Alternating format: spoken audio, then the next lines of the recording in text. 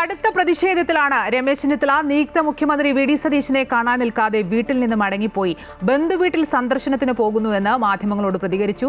ഗുരുവായൂരിൽ നിർമാല്യം തൊഴുതിറങ്ങിയ ശേഷം എല്ലാ വിവരങ്ങളും പറഞ്ഞിട്ടുണ്ടെന്നും അതിനപ്പുറത്തേക്കൊന്നും ചോദിക്കരുതെന്നും രമേശ് ചെന്നിത്തല. ഗുരുവായൂരിൽ നിന്ന് മടങ്ങി റെയിൽവേ സ്റ്റേഷനിലെത്തിയപ്പോഴും അഭിവാദ്യം അർപ്പിച്ച് അണികൾ അദ്ദേഹത്തിന്റെ വഴുതക്കാട്ടെ വസതിയിലും പ്രവർത്തകർ തടിച്ചുകൂടി അഭിവാദ്യങ്ങൾ അർപ്പിച്ചു. വിവരങ്ങളുമായി അൺഫിലിറ്റ് ഡിസൂസ ചേരുന്നു. അൺഫിലിറ്റ്, രമേശ് ചെന്നിത്തലയുടെ പ്രതിഷേധവും പരിഭവവും അവസാനിച്ചിട്ടില്ല എന്നാണ് മനസ്സിലാക്കുന്നത്. വി ഡി സതീശൻ അദ്ദേഹത്തിന്റെ വീട്ടിലെത്തി നേരിട്ട് കാണാനിരിക്കുന്ന സാഹചര്യത്തിലാണ് ബന്ധുവീട്ടിലേക്കുള്ള സന്ദർശനം.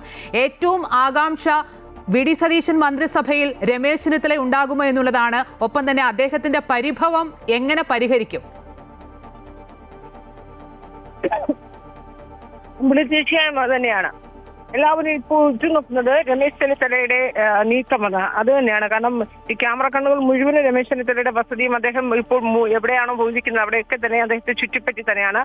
ഇപ്പോൾ നമ്മൾ നിൽക്കുന്നത് രമേശ് ചെന്നിത്തല വഴുതക്കാട് വസതിയിലാണ്. അവിടെ മുഴുവൻ മാധ്യമങ്ങളും ദേശീയ മാധ്യമങ്ങളടക്കം ക്യാമ്പ് ചെയ്യുന്നുണ്ട്. കാരണം രമേശ് ചെന്നിത്തല കടുത്ത നിലപാട് സ്വീകരിക്കുമോ, കടുത്ത നിർണായക തീരുമാനങ്ങളിലേക്കൊക്കെ അദ്ദേഹം ചുവട് വെക്കുമോ എന്ന രീതിയിലുള്ള ചില അഭ്യൂഹങ്ങളൊക്കെ പുറത്തു വരുന്നുണ്ട്. പക്ഷെ അതേസമയം ആ ഒരു നീക്കം അദ്ദേഹത്തിന്റെ ഭാഗത്തുനിന്ന് ഉണ്ടാകില്ല എന്നാണ് സതീശൻ ക്യാമ്പൊക്കെ തന്നെ ഇപ്പോഴും പറയുന്നത്. അത്തരത്തിലുള്ള ഒരു നീക്കമൊന്നും അദ്ദേഹത്തിന്റെ ഭാഗത്തുനിന്ന് ഉണ്ടാവുകയില്ല. പക്ഷെ കടുത്ത തീരുമാനം എന്ന് പറയുമ്പോൾ പക്ഷേ അദ്ദേഹം മന്ത്രിസ്ഥാനം വേണ്ട എന്നും സതീശന്റെ മന്ത്രിസഭയിൽ ഉണ്ടാകില്ല എന്നൊക്കെ അദ്ദേഹം ഇന്നലെ തന്നെ ഹൈക്കമാൻഡിൽ ഇന്നലെ മുതൽ അറിയിച്ചിരിക്കുകയാണ്. ആ നിലപാടിൽ അദ്ദേഹം മാറ്റമില്ല. അതേസമയം പുലർച്ചെ ഗുരുവായൂർ നിർമ്മാല്യം കഴിഞ്ഞ് മാധ്യമപ്രവർത്തകർ അവിടെ ചോദിച്ചപ്പോൾ അദ്ദേഹം പറഞ്ഞ മറുപടി എല്ലാ ആശംസകളും വി ഡി സതീശന് നൽകുന്നു.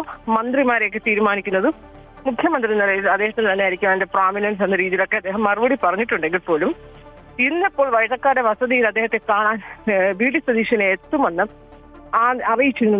വി ഡി സതീശന്റെ ഓഫീസിൽ നിന്ന് അറിയിച്ചിരുന്നു.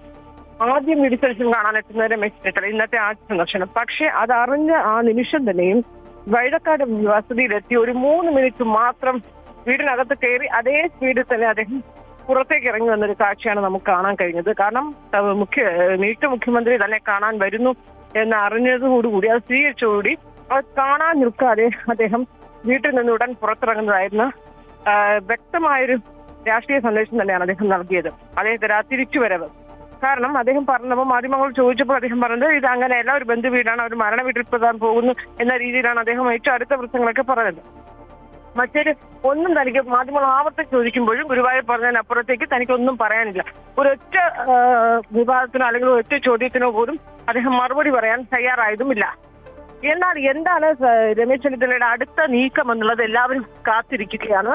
കാരണം അതാണ് ഏറ്റവും പ്രധാനപ്പെട്ട കാര്യം. എന്താണ് അടുത്ത നീക്കമെന്നുള്ളത്. ഇന്നലത്തെ മുഖ്യമന്ത്രി പ്രഖ്യാപനത്തിന് ശേഷമാണ് അദ്ദേഹം ഗുരുവായൂരിലേക്ക് പോയത്. ഇന്ന് രാവിലെ ഗുരുവായൂരിൽ ക്ഷേത്ര ദർശനത്തിന് ശേഷം വി ഡി സതീശന് അഭിനന്ദനങ്ങളൊക്കെ പറയുകയുണ്ടായി. പക്ഷേ രമേശ് ചെന്നിത്തല കോൺഗ്രസിലെ, അതായത് സംസ്ഥാനത്തെ ഏറ്റവും മുതിർന്ന നേതാവാണ്. പാർട്ടിയുടെ തലപ്പത്ത് ഏറെ നാളുണ്ടായിരുന്നു. മുൻ ആഭ്യന്തരമന്ത്രിയാണ്. വളരെ ചെറിയ പ്രായത്തിൽ മന്ത്രിയായ ആളാണ്. അപ്പോൾ ഇതുപോലൊരു മുതിർന്ന നേതാവ് ഈ മന്ത്രിസഭയിൽ ഇല്ലെങ്കിൽ അത്ര സുഖകരമായിരിക്കില്ലല്ലോ കാര്യം. പ്രത്യേകിച്ച് കോൺഗ്രസിന്റെ ഒരു ഇമേജിനെ തന്നെ അത് ബാധിക്കില്ലേ ഈ രമേശ് ചെന്നിത്തല മന്ത്രിസഭയിൽ നിന്ന് വിട്ടുനിന്നാൽ?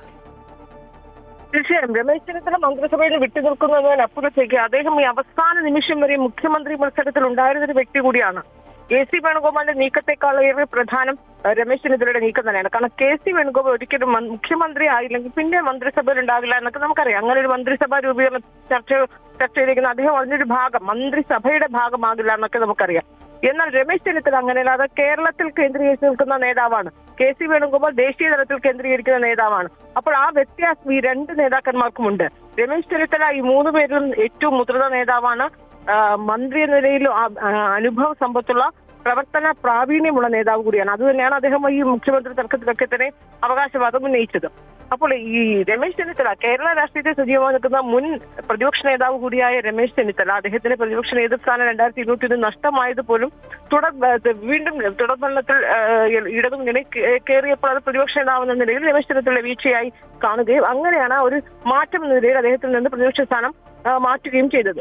ഇതൊക്കെ തന്നെ മുന്നിൽ കൊണ്ട് കഴിഞ്ഞ ഒരു 5 വർഷം പ്രതിപക്ഷ നേതൃസ്ഥാനത്തില്ലെങ്കിൽ പോലും താൻ എല്ലാ അർത്ഥത്തിലും മുഴുവൻ സമയ രാഷ്ട്രീയത്തിന്റെ ഭാഗമായിരുന്നു. ഒരു പ്രതിപക്ഷത്തെ ചലിപ്പിക്കാനും പ്രതിപക്ഷ ചലിപ്പിക്കാനും വി ഡി സതീശനൊപ്പം നിന്നൊരു വ്യക്തിയായിരുന്നു രമേശ് ചെന്നിത്തല. ഒരു ഘട്ടത്തിൽ പോലും അദ്ദേഹം മാറി നിൽക്കുക, ഒരു പരിഭവമോ ഒന്നും അദ്ദേഹത്തിന്റെ ഭാഗത്തുനിന്നുണ്ടാവുകയോ ഒന്നും ചെയ്തില്ല. ഇതൊക്കെ കേരള രാഷ്ട്രീയം കണ്ട ഒരു കാഴ്ച തന്നെയാണ്.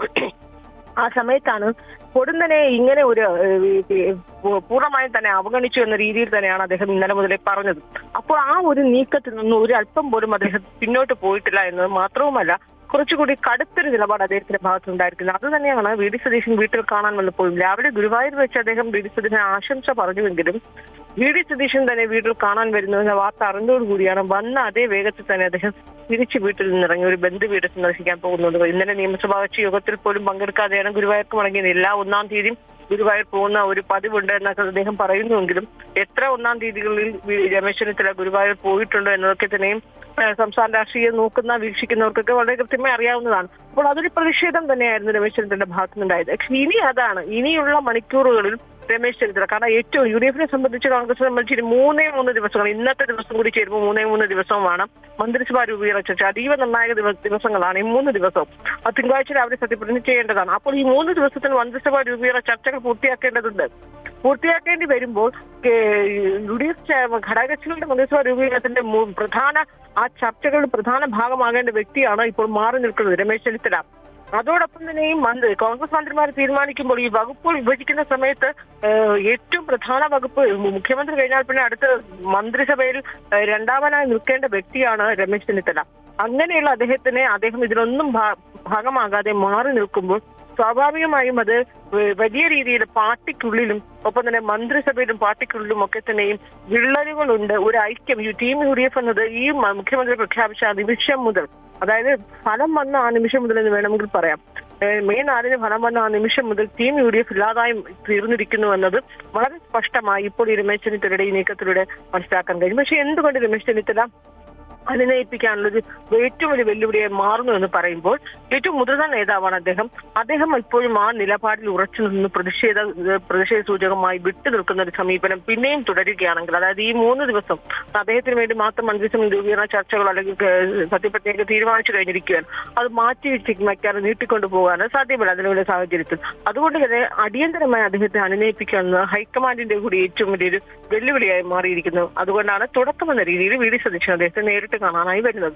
ഇപ്പോൾ വി ഡി സതീശൻ അദ്ദേഹത്തെ കാണാനായിരുന്നു. അദ്ദേഹം ഇല്ലാത്തത് കൊണ്ടാണ് നേരെ കേരള കോൺഗ്രസ് പി ജെ ജോസഫിനെ കാണാൻ എം.എൽ.എ ഹോസ്റ്റലിൽ പോയി. അവിടെ പി ജെ ജോസഫിനെ കണ്ടു. അതിനുശേഷം ഇപ്പോൾ കാർത്തികേയന്റെ വീട്ടിലേക്ക് അദ്ദേഹം എത്തിയിരിക്കുന്നു. അതിനുശേഷം 12 മണിക്ക് പ്രതിപക്ഷ നേതാവ്, അതായത് മുൻ മുഖ്യമന്ത്രി പിണറായി വിജയന്റെ വസതിയിലെത്തി അദ്ദേഹവുമായി കൂടിക്കാഴ്ച നടത്തിയ ശേഷം ഇന്ന് വൈകിട്ട് വരെയും വി ഡി സതീശൻ തലസ്ഥാനത്തുണ്ട്. അപ്പോൾ അതിനു മുമ്പ് എന്തായാലും രമേശ് ചെന്നിത്തലയുമായി ഒരു കൂടിക്കാഴ്ച അതിനു വേണ്ടിയാണ് പരമാവധി ശ്രമിച്ചുകൊണ്ടേയിരിക്കുന്നത്. പക്ഷെ രമേശ് ചെന്നിത്തല വി ഡി സതീശൻ കൂടിക്കാഴ്ചകൾ അതിന് പിടികൊടുക്കാതെ മാറി നിൽക്കുന്നു എന്ന് തന്നെയാണ് ഈ സമയത്ത് നമുക്ക് കാണേണ്ടി വരുന്നത്. വി ഡി മന്ത്രിസഭയിൽ രമേശ് ചെന്നിത്തല ഉണ്ടാകുമോ എന്നുള്ളതാണ് ഏറ്റവും പ്രധാനപ്പെട്ട ആകാംക്ഷ.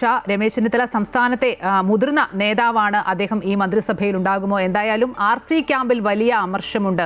രമേശ് ചെന്നിത്തലയുടെ ആ പരിഭവം എങ്ങനെ പരിഹരിക്കും? അൻഫിലിറ്റ് സൂചിപ്പിച്ച പോലെ തന്നെ ഹൈക്കമാൻഡും അതുപോലെ തന്നെ സംസ്ഥാനത്തെ മറ്റ് നേതാക്കളുമൊക്കെ അതിൽ ഇടപെടുമെന്ന് തന്നെയാണ് മനസ്സിലാക്കാൻ കഴിയുന്നത്.